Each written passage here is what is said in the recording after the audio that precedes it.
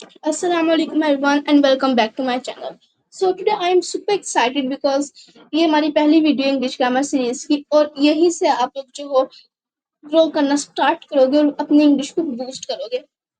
सबसे पहले जो है हमें अपनी बेस बनानी होती है. तो ठीक है, तो इंग्लिश ग्रामर के अंदर अगर आप लोगों को अपनी बेस बनानी है तो आप लोगों को जो है सेंटेंस के बारे में पता होना चाहिए, क्योंकि आप लोग जब भी कोई चीज लिखते हो, क्रिएटिव राइटिंग लिखते हो, एस्से लिखते हो, कुछ लिखते हो, जब इंग्लिश बोलते भी तो उसके अंदर आप लोगों को सेंटेंसेस की सूरत में बोलना होता है ना. तो अगर आप लोगों को सेंटेंसेस के बारे में ही नहीं पता होगा तो फिर आप लोग जो हो इंग्लिश नहीं सीख सकते.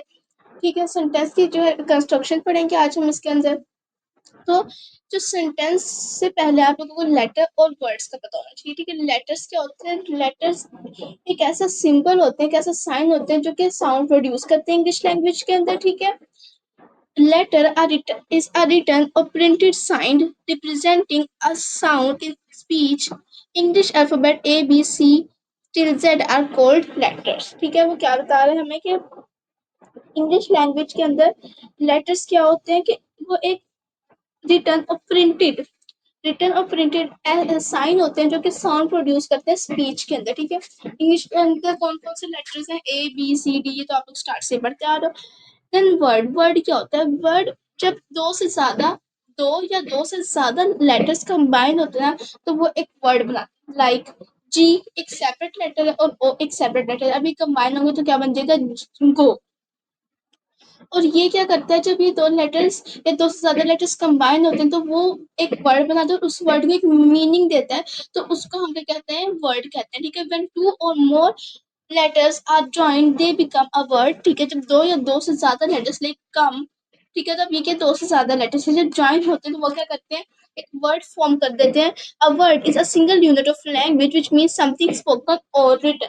ठीक है, वर्ड्स के बिना हम लोग जो है सेंटेंस को भी नहीं बना सकते. और हम ये भी कह सकते हैं कि अगर लेटर्स ना होते तो फिर इंग्लिश लैंग्वेज भी ना होती. ओके, आई होप सो कि आप लोगों को लेटर और वर्ड्स अच्छी तरह क्लियर हो गए होंगे. अब हमने सेंटेंसेस के बारे में पढ़ना. सेंटेंस बेसिकली क्या होता है? जब लेटर्स कंबाइन होते हैं तो वो क्या बनाते हैं? एक वर्ड फॉर्म करते हैं और उसको एक सेपरेट मीनिंग देते हैं. ठीक है, इसी तरह जब हम उन लेटर्स को कंबाइन करके बहुत ज्यादा सारे वर्ड्स बना लेते हैं तो जब हम उनको कंबाइन करते हैं तो वो हमें एक लॉन्ग स्ट्रक्चर देते हैं, एक लॉन्ग मीनिंगफुल स्ट्रक्चर देते हैं जिसका नाम हमने रख दिया सेंटेंस. ठीक है, सेंटेंस क्या होता है? सेंटेंस वर्ड्स की मदद से मिलकर बनता है और उसका एक पूरी कोई सेंस बना रहा होता है, वो कोई चीज एक्सप्रेस कर रहा होता है. ठीक है, sentence a sentence of sorry a set of words that expresses a statement, question or an order. ठीक है, ये क्या कर रहा होता है? वो एक्सप्रेस कर होता है कोई स्टेटमेंट, कोई सिंपल सेंटेंस, कोई क्वेश्चन. जब हम कोई क्वेश्चन कर रहे थे तो वो भी वर्ड्स के मजमुआ होता है ना. तो हम ये भी कह सकते हैं कि सेंटेंस क्या होता है? वर्ड्स का मजमुआ. ठीक है, क्वेश्चन और एन ऑर्डर. वो क्या कन्वे कर रहा होता है? एक स्टेटमेंट को, एक क्वेश्चन को और एक ऑर्डर को. ठीक है, for example the quick brown rabbit jumps over the lazy frog. तो अब टी क्या है? एक अलग लेटर है. एच क्या है? अलग लेटर है. ई क्या है? अलग लेटर है. अब ये तीनों कंबाइन में उन्होंने क्या वर्ड बनाया? द वर्ड बनाया. ठीक है, इसी तरह क्यू एक सेपरेट लेटर है, यू भी सेपरेट है, आई भी सेपरेट लेटर है, सी भी सेपरेट लेटर है, के भी सेपरेट लेटर है. जब ये सारे कंबाइन हुए इसने क्या वर्ड बनाया? क्विक. क्विक का क्या मीनिंग दिया है इसने? तेज, फास्ट. ठीक है, तो इसी तरह जब वर्ड्स कंबाइन होते जाते तो वो हमें एक लॉन्ग स्ट्रक्चर देते हैं, लॉन्ग चेन देते हैं जिसका हमने क्या नाम रख दिया? Sentence. Okay, so I hope so कि आप लोगों को लेटर्स, वर्ड्स और सेंटेंसेस जो अच्छी तरह क्लियर हो गए होंगे. अब हमें पढ़नी है कंस्ट्रक्शन ऑफ सेंटेंस. हमें अंडरस्टैंड करना है कि सेंटेंस बनता किस तरह है. ठीक है, आप लोग अपनी डेली लाइफ सेंटेंसेस के अंदर चेक कर लो. कोई भी कॉपी में से उठा के कोई सेंटेंस चेक कर लो, कोई रीडिंग कर लो किसी बुक की. उसके अंदर आप लोगों को, जब आप लोग किसी भी सेंटेंस को देखोगे आप लोगों को तीन चीजें मिलेंगी. एक चीज मिलेगी सब्जेक्ट, एक मिलेगा वर्ब और एक मिलेगा ऑब्जेक्ट. सेंटेंस जो है वो इनकम्प्लीट रहता है अगर उसके अंदर ये तीन चीजें ना हो. ठीक है, सो सब्जेक्ट बेसिकली क्या होता है? Subject is the part of a sentence that performs the action of being और इज बीइंग डिस्कस्ड. ठीक है, अब ये क्या होता है कि इसके अंदर सब्जेक्ट जो है हमें बताता है कि कौन काम कर रहा है. ठीक है, और सेंटेंस के अंदर जो सब्जेक्ट है ना वही एक्शन परफॉर्म कर रहा होता है. ठीक है, जैसे शी टीच इंग्लिश। अब इस शी टीच इंग्लिश के अंदर जो टीच है वो क्या है, वर्ब है, इंग्लिश क्या है, ऑब्जेक्ट, और शी क्या है, सब्जेक्ट। ठीक है, अब टीचिंग करने का काम कौन कर रहा है, शी, तो शी क्या हुई, सब्जेक्ट। ठीक है, तो हर सेंटेंस में सब्जेक्ट जरूर हो। अगर जो स्क्रीन पे आप लोगों को एग्जाम्पल लिखी नजर आ रही है, गर्ल्स आर सिंगिंग सॉन्ग, तो गर्ल्स आर सिंगिंग सॉन्ग के अंदर ही अगर आप लोग देखो तो काम कौन कर रहा है, गर्ल्स। सिंगिंग क्या है, वर्ब है, तो उसको सिंगिंग करने का काम कौन कर रही है, लड़कियां, गर्ल्स, तो गर्ल्स के वो भी सब्जेक्ट जो काम कर रहा है। ठीक है, देन वर्ब, वर्ब क्या होता है, जो काम हो जो काम हो रहा होता है। ठीक है, वर्ब क्या होते हैं, मूवमेंट होती है, वर्ब का तो सबको पता होगा, बचपन से पढ़ते आ रहे हो। और ऑब्जेक्ट जिसके ऊपर उस काम का असर पड़ रहा हो। ठीक है, तो सॉन्ग्स क्या यहाँ पर है, ऑब्जेक्ट है। आई होप सो कि आप लोगों को सब्जेक्ट वर्ब और ऑब्जेक्ट क्लियर हो गया। देन सेंटेंस के अंदर सेकंड चीज होती है प्रीडिकेट। अब प्रीडिकेट क्या होता है, प्रीडिकेट बेसिकली हमें बताता है कि जो सब्जेक्ट है वो क्या कर रहा है। ठीक है, जो पार्ट हमें सेंटेंस के ये बता रहा होता है कि जो सब्जेक्ट है वो क्या कर रहा है, तो वो क्या कहलाता है, प्रीडिकेट कहलाता है। जैसे कि गर्ल्स आर सिंगिंग सॉन्ग्स, तो गर्ल्स क्या कर रही हैं, सिंगिंग सॉन्ग्स, तो ये वाला जो आर सिंगिंग सॉन्ग्स है क्या है, प्रेडिकेट हुआ।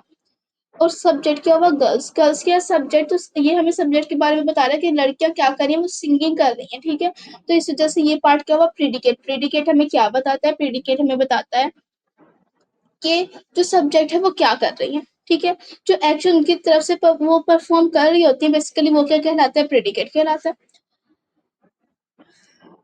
ओके, ये जो एग्जांपल्स हैं इसके अंदर आप लोगों को सब्जेक्ट और प्रेडिकेट को जो है आइडेंटिफाई करना है। आई होप सो कि आप लोगों को सब्जेक्ट और प्रेडिकेट अच्छी तरह क्लियर हो गए हैं। ठीक है, अब वही प्ले हो, वही क्या है, सब्जेक्ट क्यों है, क्योंकि एक्शन कौन परफॉर्म कर रहा है, प्ले का वही। ठीक है, तो वही क्या हुआ, सब्जेक्ट, और प्ले होगी क्या हुआ, प्रेडिकेट, क्योंकि ये पार्ट हमें बता रहा है कि सब्जेक्ट ने क्या एक्शन परफॉर्म किया है, सब्जेक्ट के बारे में इंफॉर्मेशन दे रहा है। इस वजह से प्ले होगी क्या हुआ, प्रेडिकेट। ठीक है, boys and girls are solving sums, boys and girls क्या हुआ, सब्जेक्ट, क्योंकि एक्शन कौन परफॉर्म कर रहा है, कौन डिस्कस हो रहा है, बॉयज एंड गर्ल्स, तो इस वजह से ये सब्जेक्ट हुए। वो कर क्या रहे हैं, सॉल्विंग सम्स, तो इस वजह से ये पार्ट क्या हुआ, predicate. He is an able teacher, तो ही क्या हुआ, subject, is an able teacher हमें क्या बता रहे हैं, सब्जेक्ट के बारे में इंफॉर्मेशन दे रहे हैं, जैसे ये क्या हुआ, प्रेडिकेट। इसी तरह एन ओल्ड मैन केम है, तो एन ओल्ड मैन क्या हुआ, सब्जेक्ट, कौन इधर आ रहा था, एक्शन कौन परफॉर्म कर रहा था, सब्जेक्ट, एन ओल्ड मैन। ठीक है, तो इस वजह से एन ओल्ड मैन क्या हुआ, सब्जेक्ट, और केम हियर क्या हुआ, प्रेडिकेट। लास्ट एग्जाम्पल आप लोगों ने मुझे कमेंट में बताने कि कौन सा पार्ट प्रेडिकेट है और कौन सा पार्ट सब्जेक्ट है। ओके, सो जो अभी हमने एग्जांपल्स पढ़ी थी उसके अंदर हमने पढ़ा सब्जेक्ट के बारे में और प्रेडिकेट के बारे में कि दोनों चीजें होती क्या है। ठीक है, मैंने पहले आप लोगों को ये चीज क्लैरिफाई करा दी कि सब्जेक्ट क्या होता है, प्रेडिकेट क्या होता है। अब सेंटेंस से जब मैंने आपसे कहा था कि जब भी आप लोग कोई सेंटेंस देखो जो अपनी डेली लाइफ के अंदर बोलते हैं, किसी बुक के अंदर रीड करो या किसी आर्टिकल के अंदर, या कुछ सेंटेंस बोलो, कोई सेंटेंस आप लोग, उसके अंदर तीन चीजें जरूर होती हैं। एक होता है सब्जेक्ट, एक होता है वर्ब, और एक होता है ऑब्जेक्ट। सब्जेक्ट वो जो काम कर रहा है, वर्ब जो एक्शन परफॉर्म हो रहा है, और ऑब्जेक्ट जो जिस पर काम का असर पड़ रहा है।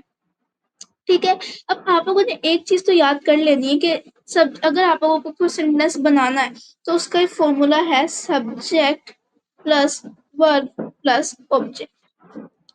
ठीक, उसका फॉर्मूला क्या है, subject plus verb plus object.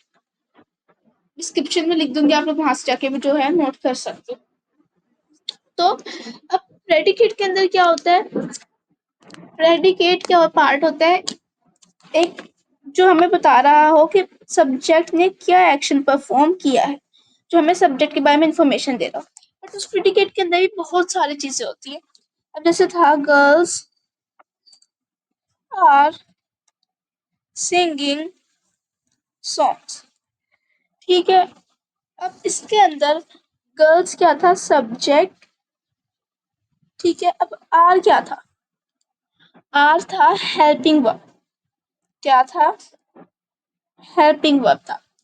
Helping verbs क्या होते हैं, they are used as the helper of the verb to clarify the meaning of the tense। Tenses की वीडियो मैंने बना रखी है, आप लोगों को डिस्क्रिप्शन में उसकी प्लेलिस्ट का लिंक मिल जाएगा, आप लोग यूट्यूब पे जाके भी सर्च कर सकते हो और वहां से अपने टेंसेस जो हो उनको अच्छा कर सकते हो, ठीक है। They are placed before the verb, ये जो है ना एज अ हेल्पर यूज होते हैं, किसका, वर्ब का। ये हमें हेल्प करते हैं कि हम जो है सेंटेंस का मीनिंग अच्छी तरह अंडरस्टैंड कर सकें, ठीक है। अगर मैं इसको इस तरह से बोलूँ गर्ल्स सिंगिंग सॉन्ग्स, तो ये अप्रोप्रिएट नहीं लग रहा, मुझे मीनिंग भी समझ नहीं आ रहा, बट मैंने जब बोला गर्ल्स आर सिंगिंग सॉन्ग्स, तो तब मुझे समझ आया कि अच्छा ज्यादा लड़के गर्ल्स जो है वो गाना गा रही हैं, ठीक है। तो अगर हेल्पिंग वर्ब ना होता तो मुझे मीनिंग समझ में ना आता। इसी तरह एक और एग्जांपल, जैसे he is writing a book, तो अब इस केस के अंदर हेल्पिंग वर्ब है, अगर मैं इसको बोलूं ही राइटिंग अ बुक, तो इसका मीनिंग कुछ समझ ही नहीं आया, सेंसलेस क्वेश्चन बन गया, इसकी कोई लॉजिक ही नहीं, ठीक है। तो अगर हेल्पिंग वर्ब ना होता तो फिर मुझे इसका मीनिंग समझ ना आता। तो हेल्पिंग वर्ब जो एज अ हेल्पर यूज होते हैं वर्ब के, वर्ब का एज अ हेल्पर यूज होते हैं और ये वर्ब से पहले आते हैं, ठीक है। जैसे हमने सिंगिंग क्या है, वर्ब है, तो वर्ब से पहले आया आर। इसी तरह he is writing a book में राइटिंग से पहले इज आया, ठीक है। आई होप सो कि हेल्पिंग वर्ब समझ आ गए होंगे। अब वर्ब के इसके अंदर एक होती है, ठीक है। गर्ल्स आर सिंगिंग सॉन्ग्स के अंदर हमने गर्ल्स को पढ़ लिया, गर्ल्स क्या था, सब्जेक्ट आर। अब सिंगिंग क्या, सिंगिंग को समझते हैं।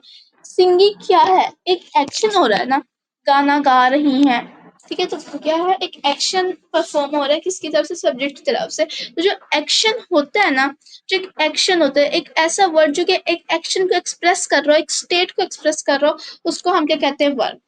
सिंगिंग क्या है, एक एक्शन परफॉर्म हो रहा है, तो जैसे सिंगिंग क्या हुआ, verb. Verb the word that expresses an action an event और स्टेट, ठीक है। वर्ब्स के बारे में आप सबको ही पता होगा। तो वर्ब क्या होता है, जो एक्सप्रेस करते हैं एक एक्शन को, एक मूवमेंट को, एक इवेंट को, ठीक है, उसको हम क्या कहते हैं, वर्ब।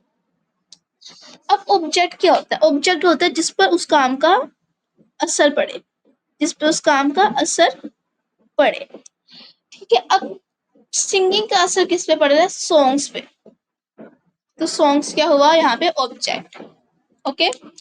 तो ऑब्जेक्ट क्या है, डेफिनेशन पढ़ लेते हैं। अ वर्ड और फ्रेज, ये वर्ड भी हो सकते हैं और फ्रेज भी हो सकते हैं, ठीक है। Which receives the action it is placed after the verb, ठीक है। ये क्या करता है, ये कोई एक वर्ड होता है या फ्रेज होता है, ठीक है, जो कि एक्शन जो है रिसीव करता है। कौन सा एक्शन रिसीव करता है, जो सब्जेक्ट की तरफ से भेजा गया होता है, जो सब्जेक्ट जो वो एक्शन परफॉर्म कर रहा होता है, तो वो वाला एक्शन जो है ऑब्जेक्ट रिसीव करता है, और ये सब और ये वर्ब के बाद जो है प्लेस होता है, ठीक है। तो आज की इस वीडियो के अंदर बस हमें इतना ही पढ़ना था कि सब्जेक्ट क्या होता है, वर्ब क्या होता है, ऑब्जेक्ट क्या होता है, क्योंकि सेंटेंस के अंदर सब्जेक्ट, वर्ब और ऑब्जेक्ट का होना कंपल्सरी, सेंटेंस का सिंपल स्ट्रक्चर भी subject plus verb plus object ही होता है। आई होप सो कि आप लोगों को जो है आज की वीडियो पसंद आई होगी, और उसको अपने फ्रेंड्स के साथ भी शेयर करें ताकि वो भी जो है इंग्लिश ग्रामर सीरीज का हिस्सा बन सके। अगर आप लोगों को सेंटेंसेस की वीडियो पसंद आई हो तो वीडियो को लाइक जरूर करना, चैनल को सब्सक्राइब करना मत भूलना, ताकि आप लोगों के पास जो है इंग्लिश ग्रामर सीरीज की न्यू वीडियोस टाइमली आ जाए। और आप लोगों को अगर सेंटेंसेस के बारे में अच्छी तरह समझ आ गए तो आप लोगों का छोटा सा होमवर्क है कि आप लोगों ने 5 सेंटेंसेस जो हैं सिंपल